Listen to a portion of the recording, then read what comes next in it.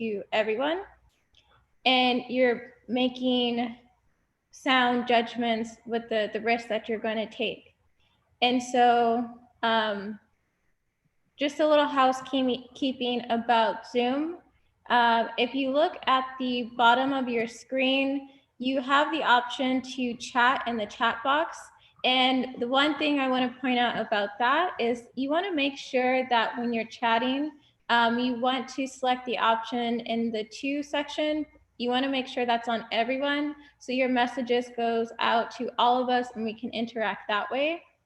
And if you have any questions throughout the workshop, go ahead and throw them in there. And then as we're going, we will keep track of those questions and make sure that you're able to ask those questions and get those answers. And with this workshop, we want to make it interactive. So you should have the ability to unmute yourself and turn on your camera and ask those questions when it's time for that. And I think the last thing I want to point out is that all of our events for Tech by Choice we do enforce our code of conduct.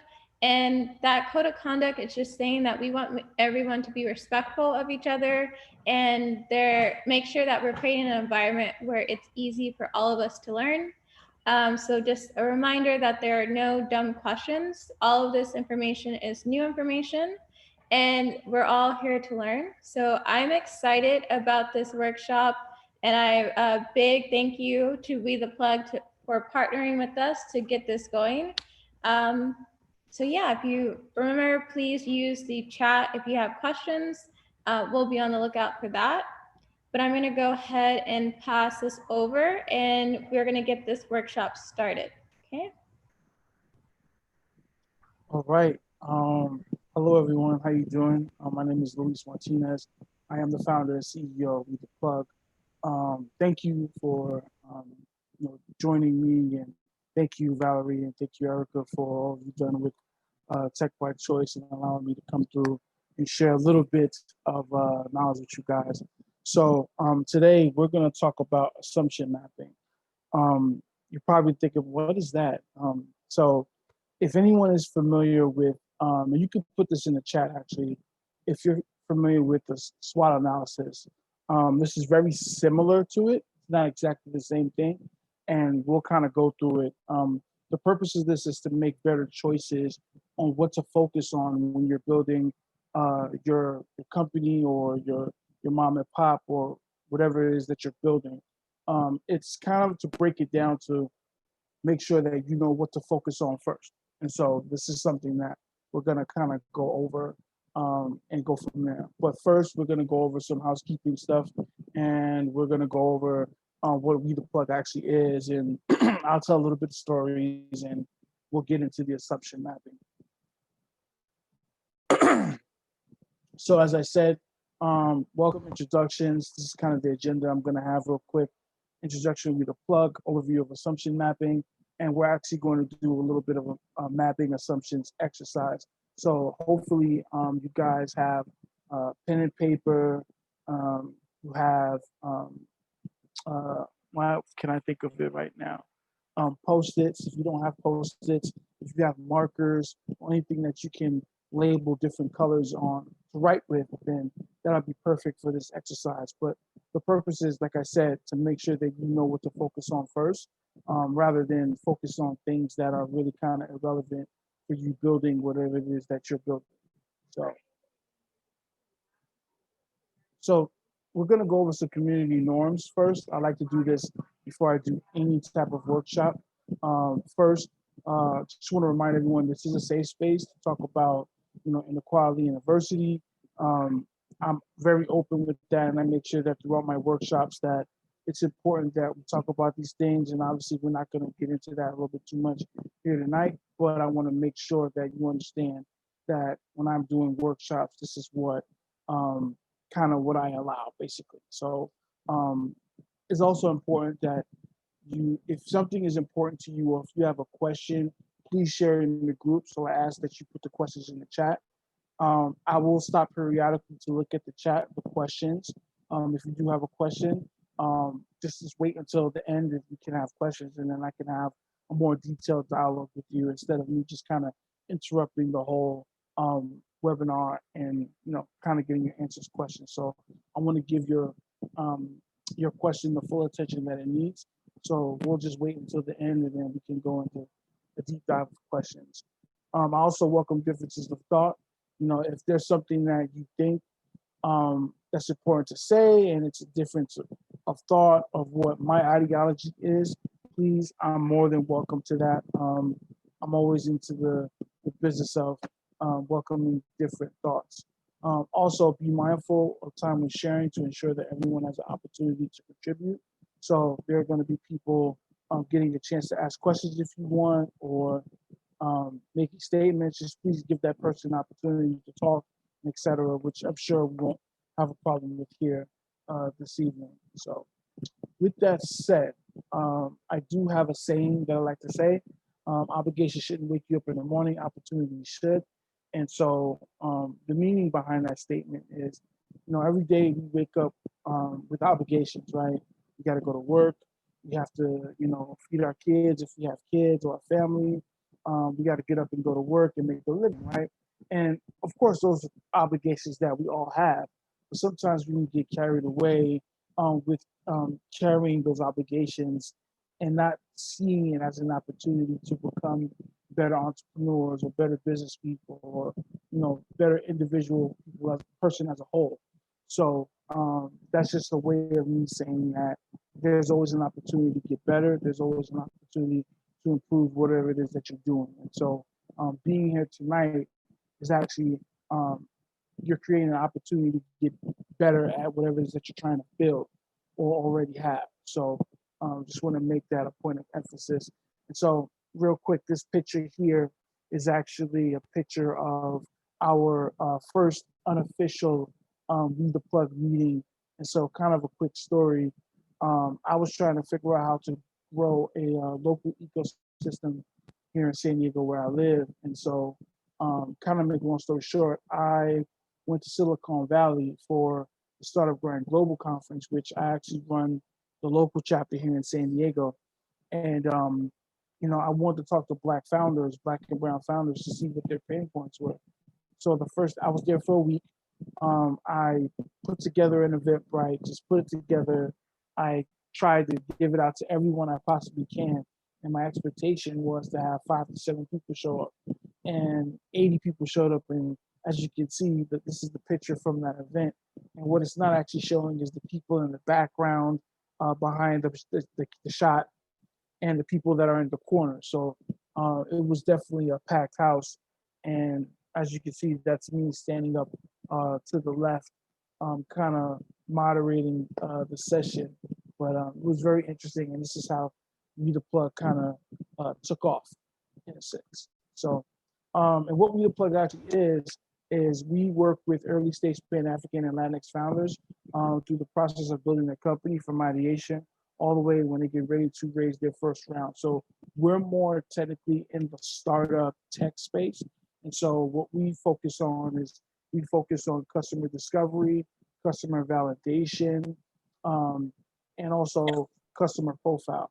And so that's kind of making sure that you understand that whatever your idea is, it has the proper product market fit. And we won't necessarily discuss that, but this is all part of the process. And so once you understand what to actually experiment, then you can implement some of the lean innovation principles, such as customer discovery, where you're asking your potential customers the hard questions of what are their pain points, so you can actually address those needs and go out there and make profit or make a real impact on your business. So and obviously we focus on, like I said, Pan-African and Latinx founders. Also, we also have a global community of these same individuals, founders, venture capitalists, angel investors, and other professionals that are in the space. And so if that's something that you're interested in, we'll wait to the end. I could put a link in the chat, and I can send you a link directly to our membership marketplace where you can sign up. And there's different tiers for the membership. And so there's a lot of value with that. There's a lot of resources and things for founders and people trying to build businesses. So that's something you're interested in. You can do that. So let's get into the exercise, or rather the workshop of assumption matrix. And so I have a saying about it. You know what to say about assumptions. I'm pretty sure most of you know the rest of it. So we'll leave that there. But basically what an assumption mapping is, it's a tool and it helps you prioritize assumptions that you need to test out first. So kind of what I alluded to just a couple of minutes ago, where you want to, it kind of breaks down what you want to focus on when you're actually building something or you have an idea. So this is more, this exercise is more ingrained in the ideation phase when you're trying to think about what you want to do. And I'm assuming from reading some of your businesses, you already have a great idea of what you guys want to do. And so this exercise to make sure that you're going in the right path instead of kind of wasting your time and dealing with certain things that really don't matter, especially if you know it's proven and it's unimportant, which I'll get into a little bit later. And so, like I said, this is to make sure that you're not wasting valuable dollars in the R&D phase. So that's research and development. So what happens is companies that have, or people that have ideas, they spend so much money on research and development, and that can fall under many, many things. But the research and development part is what gets people, because that's expensive, and it's expensive. And so, you know, most of us, you know, Black and brown founders, we ain't got the bread for that. Like, that's just straight up. And so we have to be more strategic on how we create our product market fit, and we have to master the fundamentals. And this is what is part of the fundamentals of learning. So this is very similar to the SWOT analysis, as I said. You do have your strengths, your weaknesses, your opportunities, and your threats. And so this kind of gives a layout of, you know, what your company is and what it's capable of doing. But the assumption matrix breaks it down into what is important and what is not important, and the things that you need to actually go test out first before, and those are assumptions, before you decide to spend money on that or really go hard trying to answer that, you know, $20 million question, whether you need to actually start this company or not. So which we'll get into right now. So this is kind of a framework of the business model canvas. And what this is focused on three main things: viable, desirable, and feasible. And so the breakdown of each one is: desirable is, do they want this? That's kind of the desire of assumption mapping. The other one is feasible. Can we do this? These are really the three main questions that you have to figure out when you're trying to build something. Do people want this product? You know, can we actually do this? Like, do we have the actual skills to actually complete this? Should we do this? And so we're going to go a little bit into more detail in the next slide. For desirable is, do they want this? What problems your customers want to solve, right? Every customer has an issue. And if I can solve your problem, I have a business, which means you're going to generate revenue and you can scale, and the list goes on and on. Why can't your customer solve this problem? There's a reason why the customer has the inability of solving this problem. This is where you come in to try to figure out that issue so you can solve it using your product or service. What are the outcomes for the customer? The customer is important, right? They say the customer is always right. And rule number two is go back to rule number one. So there has to be outcomes for the customer. And if it's not, then it really doesn't matter. And so your customer is your number one priority. Going to viable, should we do this? Your acquisition strategy for getting new customers. How are you getting new customers? Is it through Instagram? Is it through Facebook? Is it, you know, through email marketing? Like, what is your strategy? And that's kind of a topic within itself, but I'm just kind of giving you an overview of what it is. So potential customers will continue to use your product or service because, right, they have to have a reason to go back to your product or service, right? So you have to make sure that your product or service is not necessarily what do you call it, an open-ended kind of thing where it's a one-shot deal and that's it. So you want to have a system or product or service that your customers are going to continue to go back, no matter what that is. That could be a restaurant, that can be a tech startup. It doesn't really matter. As long as you understand that, how are you going to get customers to continually come and purchase your products and services? And how do you generate revenue, right? That's very important. What business model are you using? There are different types of business models, and that ultimately depends on your business, right? Some business you might just get a flat out rate if you're a consulting firm, or there's membership tiers if you're trying to build a community.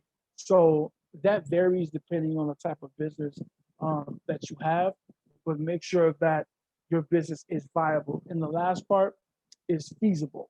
Can we do this? Do we actually have the capabilities of doing this? What are your biggest tech and engineering challenges, right?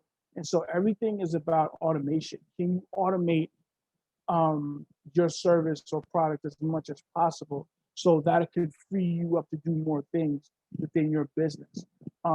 That's big right now. There's a lot of companies dying because they didn't automate or they didn't go into use. So let me back up for a second. Just because your company may not be tech focused doesn't mean it shouldn't be tech enabled. And so using tech to litigate the process of getting more customers and generating more revenue, and really to save you time, because that's one thing you can't get back. So you have to understand what are your challenges to get to that point. What are your biggest legal and regulatory risks, right? Some of you guys' business may be in a situation where, because of regulations, or if, let's say, you're coming out with a new I don't know, let's say you're making a vaccine or something, right? You're in the biotech life science field. Now, what is all of the regulatory, I was about to say FDA, but that's not what I meant to say, but the alphabet boys, right? Someone is in charge of making sure that you're going about that the right way, so that you're not poisoning customers and getting sued up the ante. So make sure you understand what your risks are when it comes to the legal aspect. And how is your team in position to be successful? Do you have the team members that you need to actually succeed? If you have a team full of, let's say, cooks, but your product is an engineering product, like that doesn't bode well. So that means you have to get people that are engineers to kind of round out your team, so you can have that expertise on your team. Which, on another topic, I'm rambling on this one, but it's important to have people on your team that are experienced in certain areas, because if you're thinking about taking on investment, from either a venture capitalist or an angel investor or a quiet investor, they're going to ask who is experienced on your team in these certain areas, because they want to feel safe that if they give you money, that they're going to want the returns.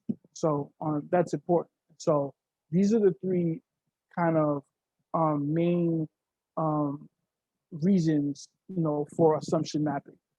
Does anyone have any questions so far of what I just said? I want to make sure that I wasn't going too fast, or I'm just talking crazy. I just want to make sure that we're all on the same page. So if anyone has any questions, please let me know now. No? Everyone is quiet. Okay. All right, so we'll move on. So we're going to talk about designing teams. So all your teams, or your team is important, right? And so this is where everything comes together as part of your team. So your team should be cross-functional. It should be design, product, and engineering. Now, granted, this is within context. So your company or whatever business that you have may not necessarily fall into these categories, but you can get the gist of what I'm trying to say as far as like building your team and making sure your team is diverse so that it can give you a chance to actually succeed. And so your team must be 100% focused, right? Um, they all of them, if you have a team of 3 or 4, whoever, they must be focused on this initiative in order for you to be successful. They have to be locked in. You can't have people kind of doing 3, 4 different things. And so that's part of being on a team if you're trying to actually build something, which is vital. When you're designing teams, also, you're measuring outcomes, not just the features that are involved in it. I think people get mixed up when it's like they want to show people like the fancy work, which is the features, as opposed to actual outcomes. And so we want to be careful with that because that can be misleading with the features. And so it's very important to make sure that you're measuring outcomes and getting the data that you need to say, you know what, I feel comfortable that this is going to work. This is the business model that we're going to use, or this is the, the the food that we're going to serve at this restaurant, et cetera, et cetera. And also your team has a sense of momentum, right? So there's weekly planning, there's uncovering those risky assumptions that you may have about your business or, delivering the right product or service, which is vital. And also your product, making sure that it's customer centric, right? That you're solving customer empathy and you're solving meaningful problems, because once you understand what the problems are, as I mentioned earlier, then you can actually solve those problems and make sure that you're on the right path to building your business. Does anyone have any questions about designing teams? Please. Quietness is killing me. No one? Okay. I'm going to keep going since no one has. No one has any questions about the designing teams part.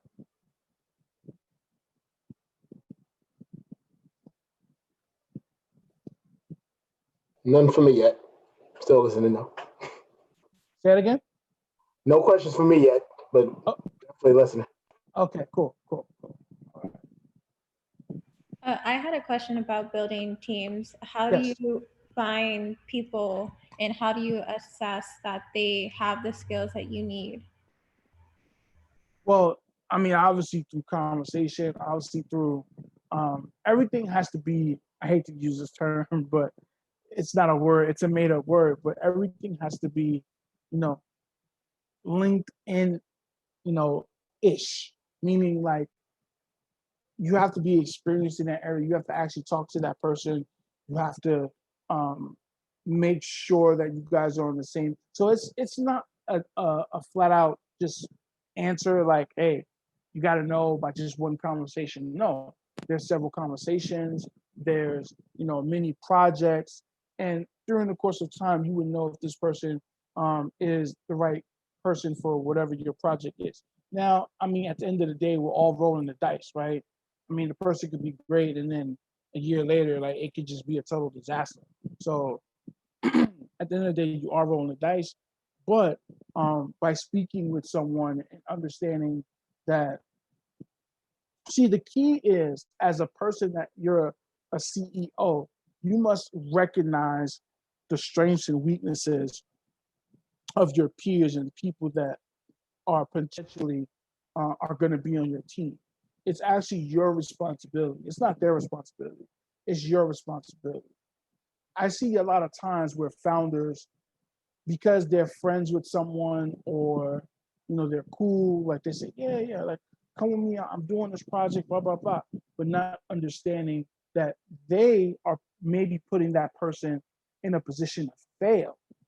And so the person may not be how do I say, a bad employee or a bad number two. It's that you as a leader didn't put them in a position to be successful because you didn't put them in a position to focus solely on their strengths.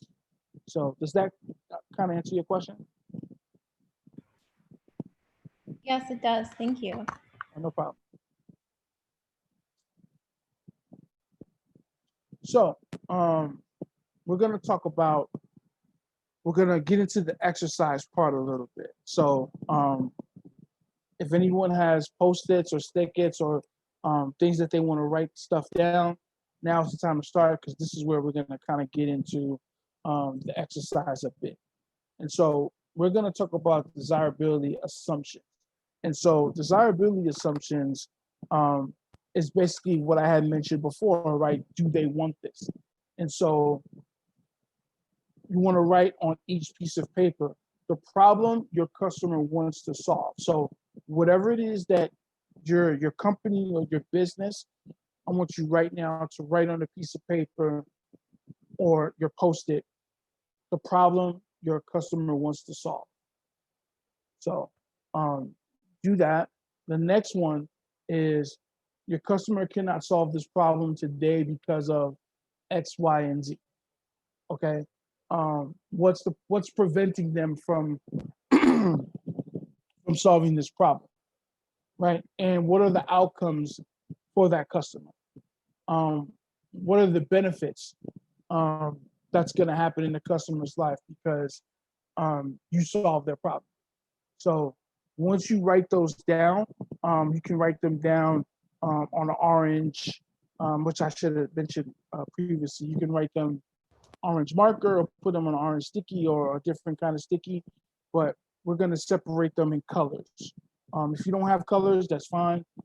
Just make sure that you have a piece of paper and you're writing these answers down. So I'll give a second to for folks to do that, and then I'll move on to the next slide. Does anyone have any questions so far?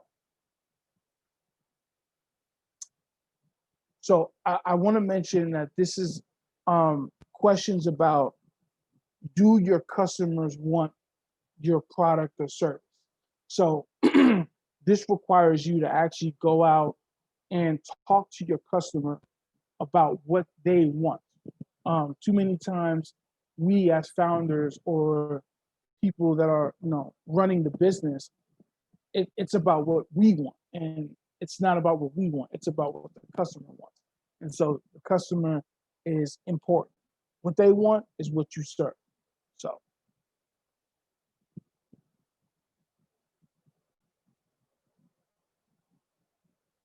okay, I'm going to move on to the next one. So now we're going to talk about viability assumptions. Now we're going to talk about, should we be doing this, right? And so the questions that I want you to answer is, our acquisition strategy for obtaining new customers is. Write that down. Like, how are you going to go get your customers?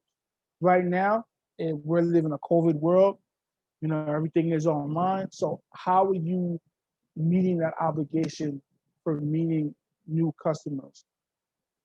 Is that through Facebook? Is that Facebook ads? Is that Instagram? Is that through your email newsletter? Are you putting up a booth out there in the street? Obviously being safe, of course. But are you talking to customers? Like, how are you engaging and making sure that they know that your product or service is out there? The second one is, your customers are going to use your product repeatedly because, if you're running a restaurant, is your food good? Or if you're running a locksmith business, are you efficient? Is your customer service, up to par? What is going to be the reason? that has to be distinct from all your other competitors, especially if you're a mom and pop or a small business. Um, and most importantly, how are you going to generate revenue? What are your business models? How are you going to make money? Is it going to be a flat rate fee? Is it going to be a membership tier? Are you going to have different tiers of payment depending on different levels of service?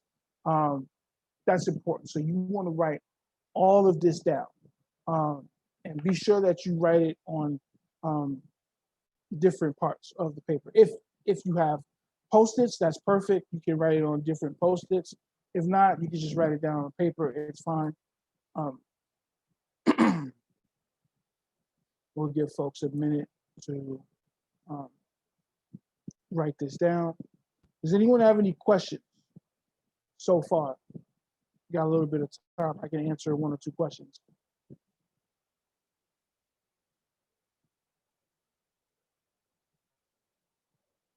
No? Okay. We have a quiet bunch.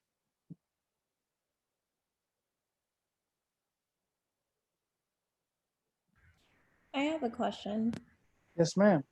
Can you give some examples on different ways that we can acquire new customers? Say that again. I couldn't hear that last part. I'm sorry. How can we acquire new customers, like the different channels? Yes. So the different channels. There's so many channels.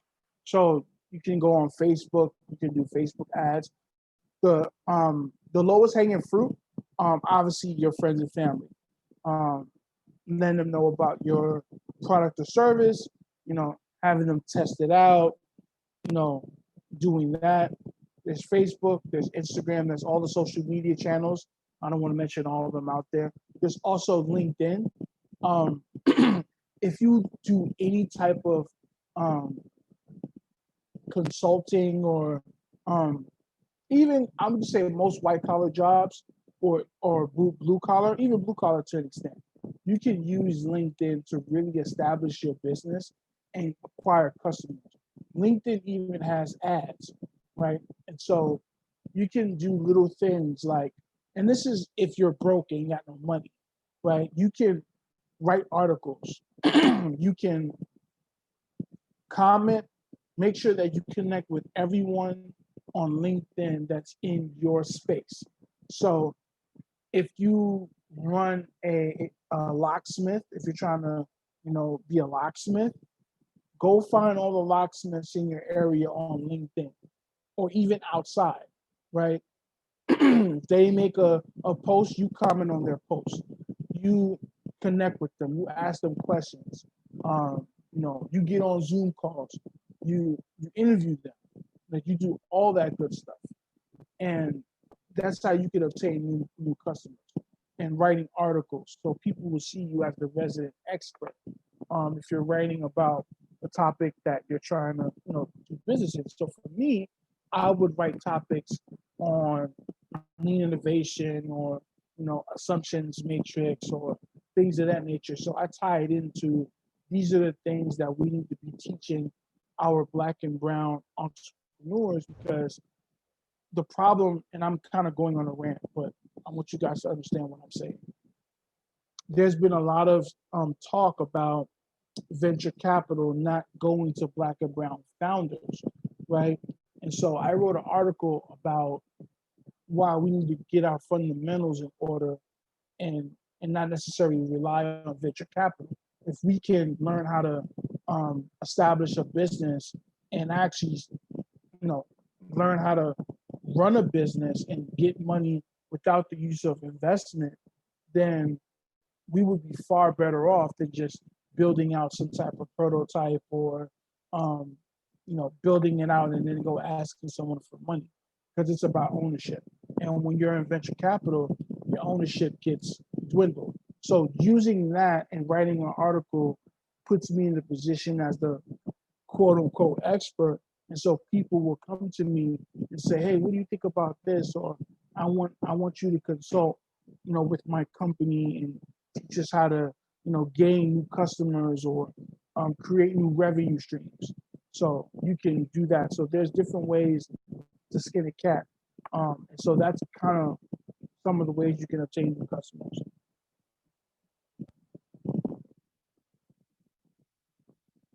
Hopefully I answered the question. You did, thank you. No problem. So we'll move on to the next one. And this is feasibility. And as you can see, these are all connected. And this is, can we do this?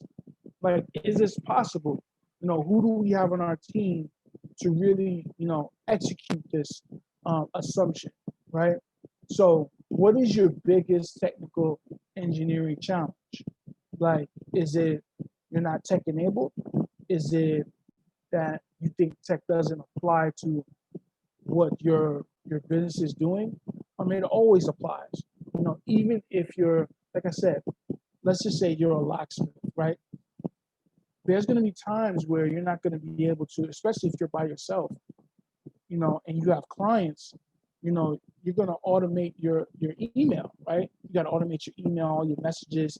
When someone pays you for your, let's say they send you a fee on PayPal, you're going to, as a customer service based business, you're going to want to send them a reply email immediately saying, hey, thank you, you know, for choosing us for your service, blah, blah, blah, you know, and automating that service. So that's important as well.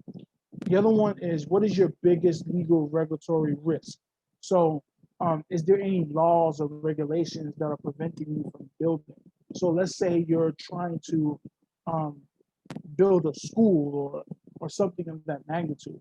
There's going to be a lot of regulations and things that you're going to come across, and you might have to go, you know, talk to your local politicians and things of that nature. So you really want to think things through before you actually continue with that process. So these are the important questions to ask, you know, when you're starting something. Like, do we have anything from a legal perspective that's actually stopping us from building?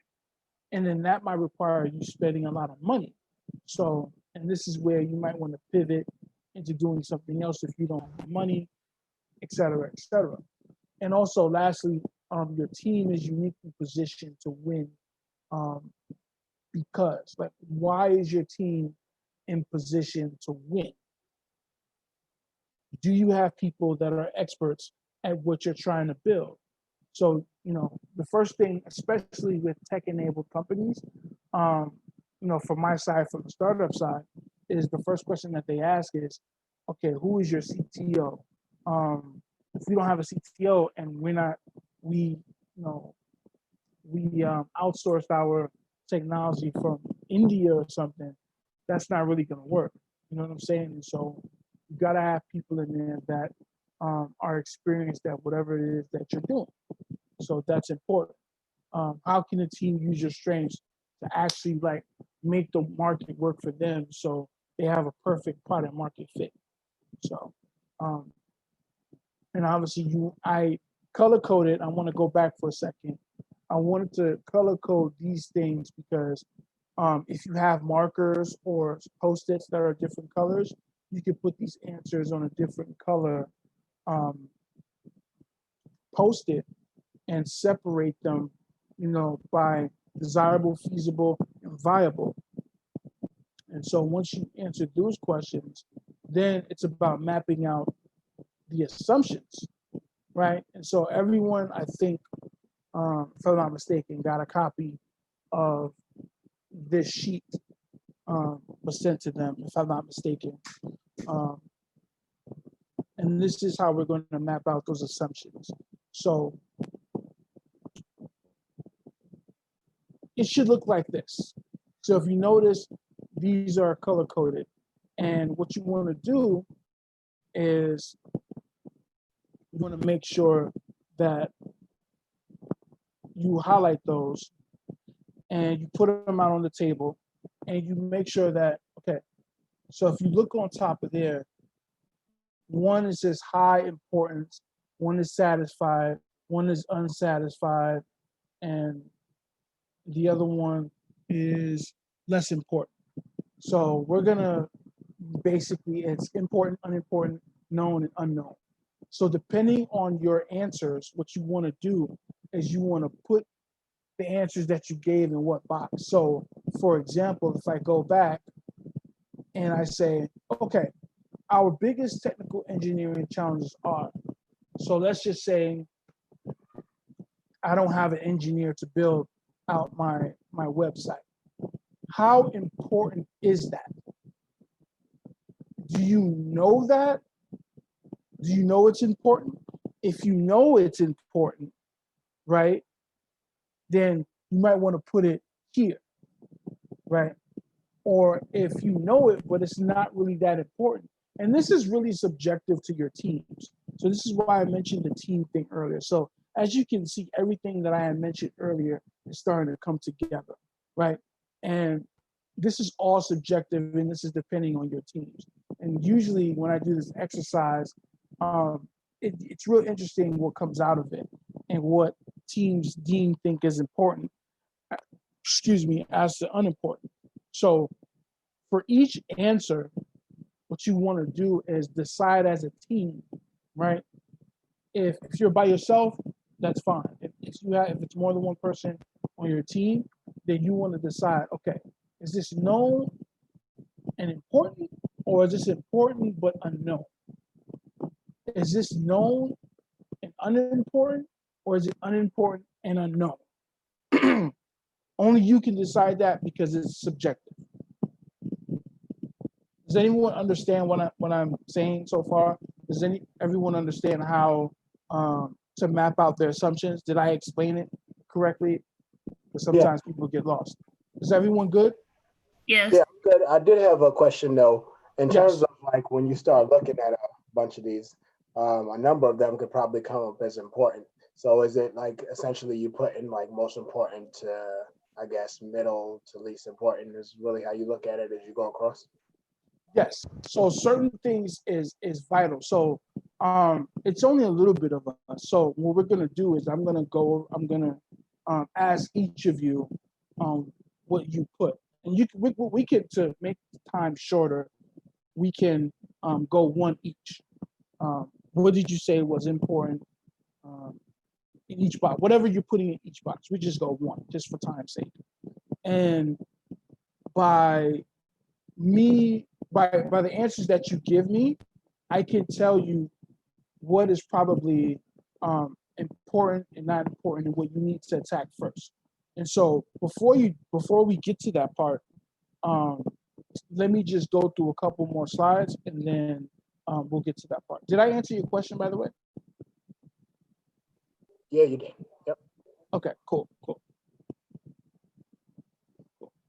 So what you want to do is when you get to known and unimportant, whatever your answers are, matter of fact, you know what? This is what we're going to do. We are going to go to everyone right now. If everyone, I'll give it 2 more minutes. And then what we're going to do is we're going to kind of virtually go around the room. And we're going to ask everyone for their assumptions map. And so for time constraints, we're only going to go one each. So what did you put in each box? And then we'll go from there. And then we'll do that for each person, because there's about 1, 2, 3, yeah, there's 4 people. So we can get this done real quick. So.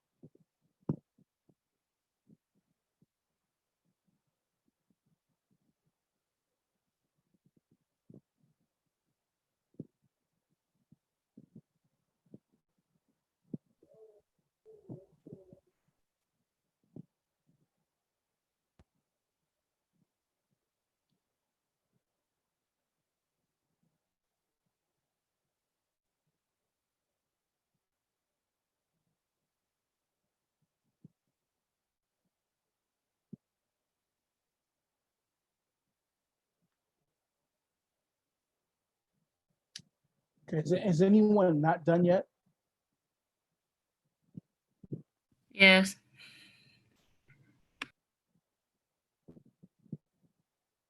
I'm assuming that you're not done.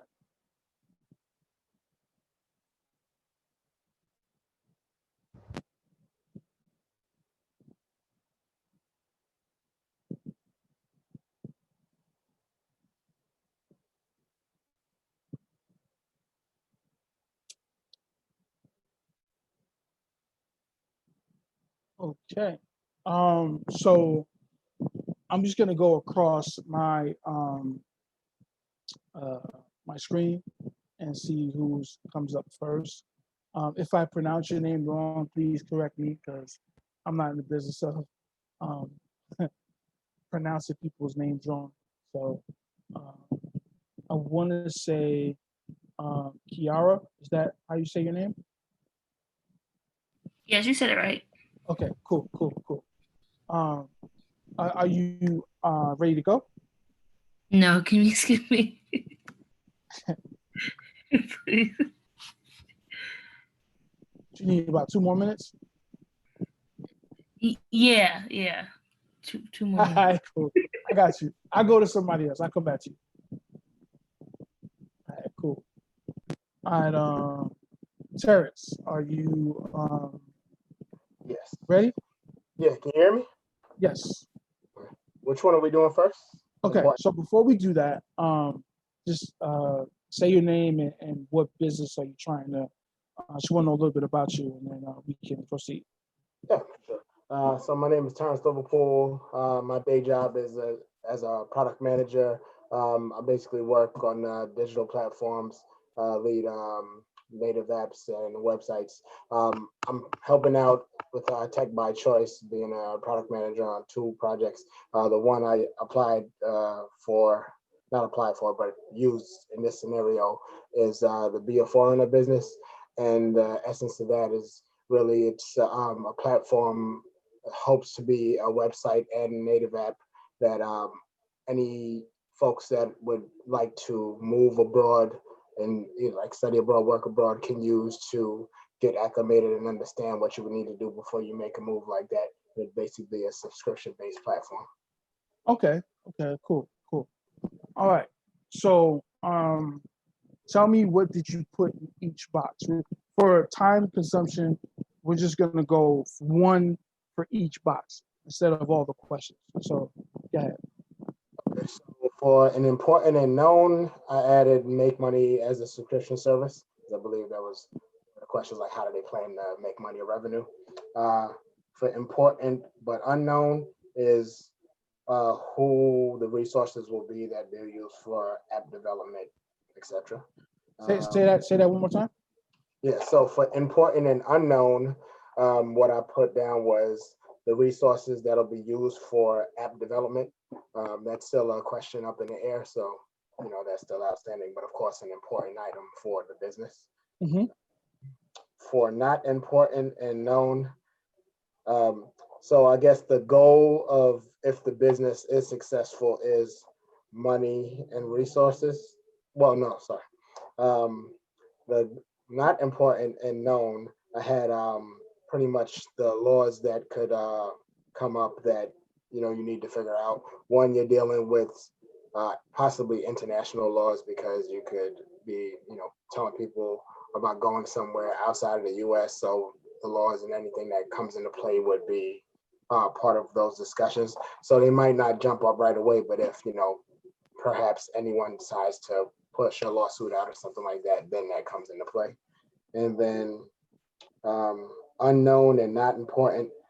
I don't know. I don't think anything we wrote down is unknown and not important. But if I had to pick one, I think everyone working on the project understands that it's like the benefits of everything coming together would be that it's a successful business that people kind of take to and continue to use and subscribe to. So having that understanding already, I guess that'd be the least important item because everyone is familiar with that and understands where you need to go from there. All right. Well, thank you very much, sir. Appreciate that. Let's see who's next. I have Amanda. Are you there? Yeah, hi. I was in here for informational purposes, but the projects that I'm leading, Tania, she's on here too. Okay, so I guess I need to turn to Tania. Huh? Hello. Hi, Tania. Hey, What's going on? nothing much. I'm actually still working on mine. What we are, I'm on here for the Shades Network. We are a like news network. Basically, we like to bring issues to Black and brown individuals. So it's like Black voices, issues, culture, and experiences. So what we're trying to do is like have newsworthy material that most people can relate to. When I say most people, I'm talking about like Black and brown people, basically. So whether it's how to negotiate a salary, job interview tips, what's going on with politics, in the news, things like that. So I guess unknown would be unknown, not important. This is kind of harder than I thought. Okay, so how about this? I'll make it easy for you. What do you think is important but unknown?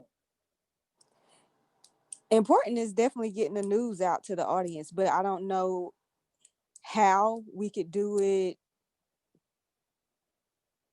So what you I mean, we could do it like social media, but how can we maintain it? Like if we have an audience, but how can we maintain the traffic to our site or to our Instagram post or Twitter accounts, things like that? okay? So what is something that you know, but it's not really important as of right now? Probably funding. I mean, right now we're just trying to do mostly everything for free. So what's available to us. Okay. Okay, cool. Now, what is known? So what is something that you already know and you know that it's important? Well, I know it's what we're trying to do. I don't see anything out there in the public where, you know, news is actually getting to us like that we can actually relate to, besides mainstream media that doesn't really cover stories how we mostly connect. So I'll say that's pretty important. Okay. All right. So hey, you completed your assumptions. So Okay. yeah. So that's basically what these assumptions are. Just breaking them down into what's unknown. I just was kind of giving you like the academic version of it. Mm-hmm. But basically what it is you're breaking it down to what's important, what do I know but it's important, what is unknown but important, you know, and yeah, go ahead. Yeah. So like unknown and important too would probably be like the legal side of it. What's the next steps as far as like trademarks and copyrights, things like that, making sure that the business side, operation side of it is taken care of. So that's important, but unknown. Like we know the steps to take, but we may need a little bit of help getting to that point.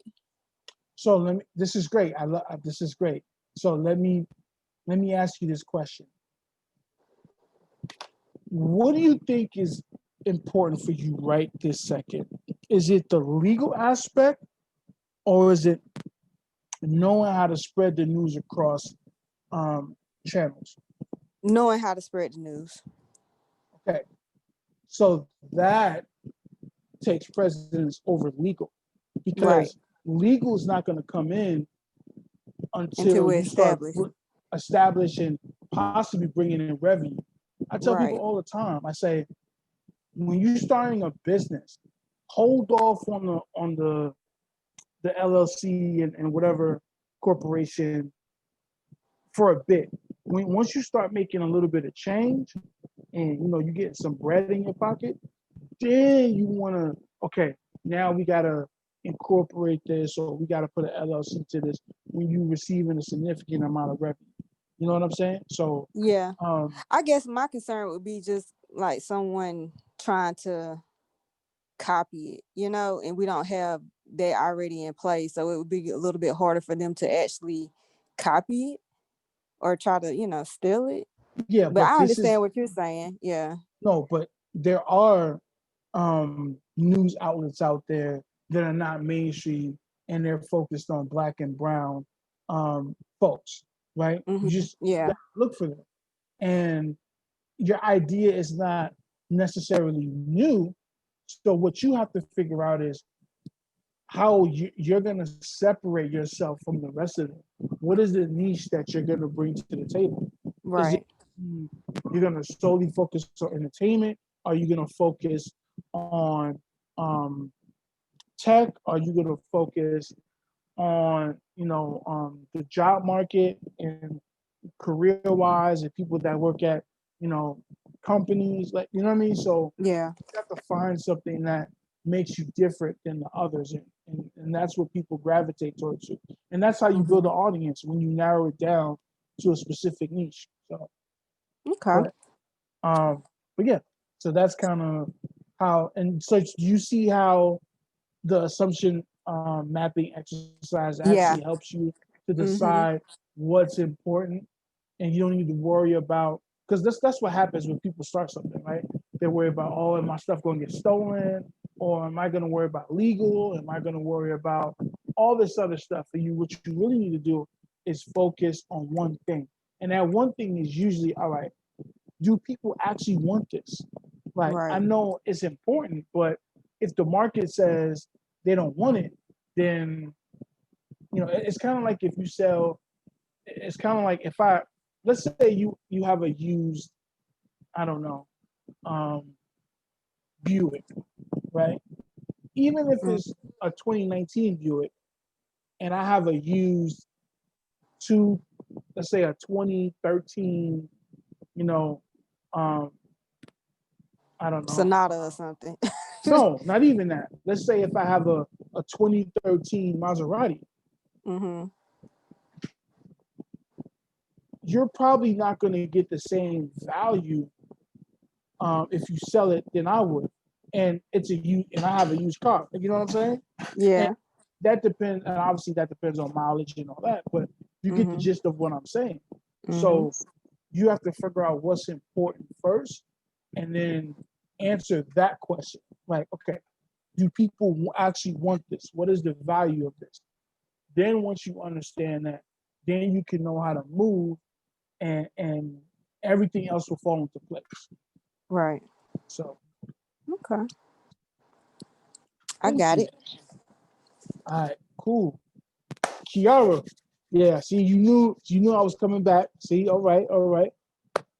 You're on mute. You're on mute. Oh, I knew. Okay. All right. So my business is a care package business called Kiki's Care Packages. And for me, potentially, I'm sorry, interruption, being at home. Sorry. For me, is I think for me, what my company would solve the problem is that being to COVID, not being able to be with our loved ones in person, such as like around when it's like the holidays, birthdays, I can provide the service of giving them an option to send a gift to their loved one, and solving the problem if they don't know what to actually send to them. I can be that convenience for them to ship it, package it for them, and give it to their loved one. And that be kind of like in place of them not being there. But the thing is, for me, what's unknown that's important is what actually inventory to offer them to select from, how I'm gonna generate revenue. Trying to think, what else? Let me ask you a question about inventory. Did you research how you're going to solve that problem? The inventory? Yeah. I've put like I've had packages already made, and I've already had what I wanted to include. But the thing is, I guess still deciding what to still have them to choose. And so I guess no, really, I haven't really researched down to Okay, so that. let's break this. So let's break this down. What were in those packages? For one, it was snacks, toiletries.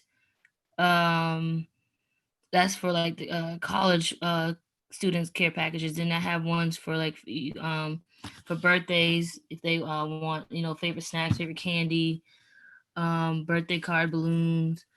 I have ones for people who want to send something if they just had a baby and they can't be there, you know, in person for the baby shower. So just offering them a selection for what to send for that. Something you might want to look into. So I'm a Navy veteran, Mm. and I'm gonna tell you right now, care packages in the Navy and really the military in general is a gold mine. They live for care packages. I can tell you that right now from personal experience. To be out at sea or to be on deployment for X amount of months and someone sends them a care package is golden. So that might be a market that you want to really look into because that is a lot of a lot of positive results you would get from that. If you can connect with like a local USO or a base where you can send care packages, if you know anybody that's in the military, you can start that way and say, hey, you know, what ships are on deployment. So there's ways you can find out. And obviously there's some information that he can't tell you, but as long as you have the address of the ship, they can purchase your care package online, and then you can send them the care packages out at sea. And so, and obviously it depends on, you would have to understand what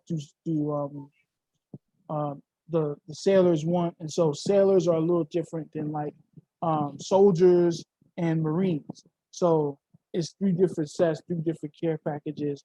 So that might be something that you might want to look into. Because I know personally, like that's a gold mine right there. And so, yeah. So you Well, might want thank to look into that. I didn't thank you. I didn't even think about that. Yeah. And so, Thank you.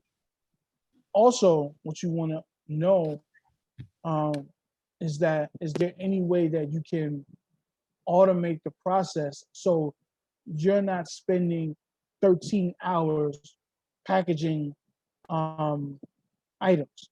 Because you want to get to a point where, all right, I can't do this by myself. I can't just be sitting in my room all day, like putting packages together. Like that's going to get tiring after a while. I don't care how much bread you make. You know what I'm saying? So you gotta, that's another thing that's unknown and important. You gotta find a way to automate this process so you can be hands off. Because I mean, I'm assuming that you want to turn this into a business. Yes. So that's what I'm saying. So you gotta go do CEO things, and you're not gonna have time to do, the tedious stuff. So, think about, try to find drop shipping websites that carry those same materials that you would use. So that way you can get with them, you can tell them what to put in the care package.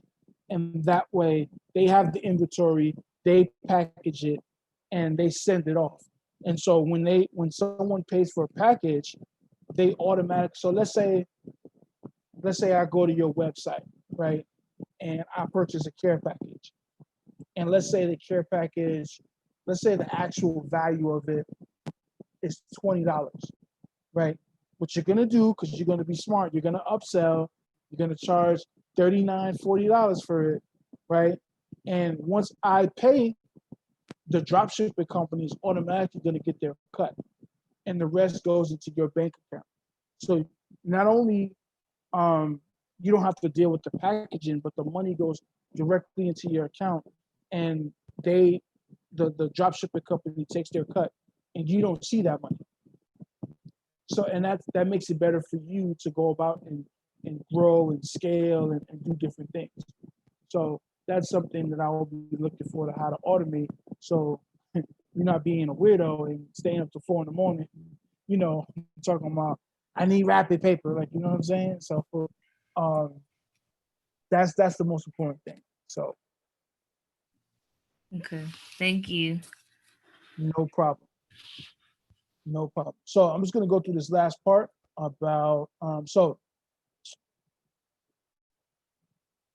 you want to, so when I talked about the known and unimportant, you want to stay the hell away from that. That, like, don't even bother with that. So whatever you put as the known and unimportant, that's not what matters. Okay. A lot of people you can get kind of stuck on this because it's something that you already know, and you think you may be making progress with something that you know that's unimportant, and then you end up wasting time. So whatever you know and it's kind of unimportant for now, you want to put that to the side. Now, however, the important and the unknown is what you want to actually attack first. And if you notice in my line of questioning to everyone, you notice that I ask, what is something that you don't know, but you know that it's important? And so these are what they call the leap of faith assumptions. And so if you get these wrong, it can really set you back from progression into finding out more about your business. So the important and the unknown is the thing that you need to tackle first and foremost. And if you attack that first, then you will have better outcomes to understand what is the most important thing you need to actually know first, so you can deal with that. And once you understand what's important, and you know, let's say you say, I need to know how I'm going to actually get revenue. What is my business model? Once you figure that out, now you can progress into telling your customers, oh, okay, this is our price point, A, B, C, E, F, G, whatever the case may be. So, and that's pretty much it for the assumption mapping. Did everyone understand how this exercise works? Or it doesn't make any sense? Let me know if anyone has any questions about it. No, we have a quiet group. Oh, I mean, I'm not launching anything right now, but I think this was super helpful for people to take an objective look and gain some clarity for their business. Definitely. yeah. It's crazy because you have a lot of people. So, and this is a human nature thing where people, they get caught up and they have a great idea, and what happens is, man, I got to worry about this, I got to worry about that. Like, what if somebody steal my idea? Or, what if I ain't got no money to start? Or, and so this kind of exercise kind of breaks everything down and says, look, everything is not as important as you may think it is. And it's about asking, not only, asking questions is one thing, but asking the right questions is another thing. And so it's important that we ask the right questions. And so once you ask the right questions, then the right answers will come out. And now you can actually solve real problems because you're getting somewhere because you asked the right questions. So yeah, this is pretty much it. And you can take this into anything and say, okay, what is really important right now? Is it important? I need to understand what my product is first, or I need to understand if people really want my product or service, right? Find out who your customer profile. This is something else, but when you know who your customer is, right?